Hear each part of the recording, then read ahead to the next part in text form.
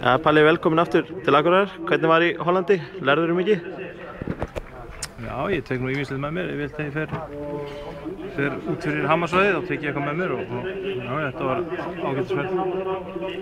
Og framöndan erfiður leikur á sunnudaginn. Grindavík gekk nú ekki vel í útileiknum. Ætlaðist til að heimaleikurinn verði erfiðari? Nei, verður gangi betur? Já, ég og mínir leikmenn förum hérna leik eins og úrslitaleik, þannig að við ætlum að taka vel á móti þeim og ná í sér 3 stig sem í boði í þessum leik. Flóknara það ekki. Gengið svona frekar erfiðlega hjá okkur núna undanfarið og lent manni undir. Já, það má segja það að við kannski vendipunktur í einhverjum þessum leikjum að menn bregðast ekki við ef andstæðingurinn missir mannavelli.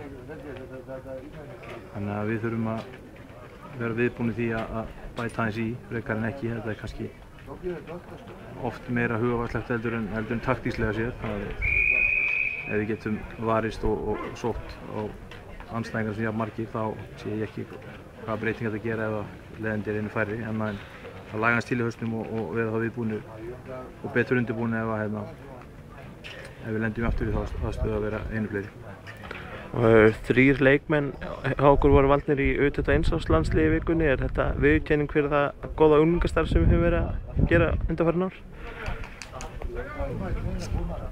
Já, ég meina það alltaf gaman þegar strákar eru velunnaðir með að vera valdir í landslið. Við höfum haft fínt unglingastarf og þessi strákar eru búin að vera í þessu félagi frá því að þeir hættu með bleiu, þannig að það hægt að segja að unglingastarf lítur að það skila einhverju, þannig að og koma hér óvart þá kannski eitthvað rétt gert í klúbnum í þetta tæki. Hvernig eins og með leikinn á sundan eru allir heilir? Já, ég held að eftir æfingunni í dag að menn séu allir klárir í slaginn á morgun, þeir sem í boði. Þeir eru allir heilir.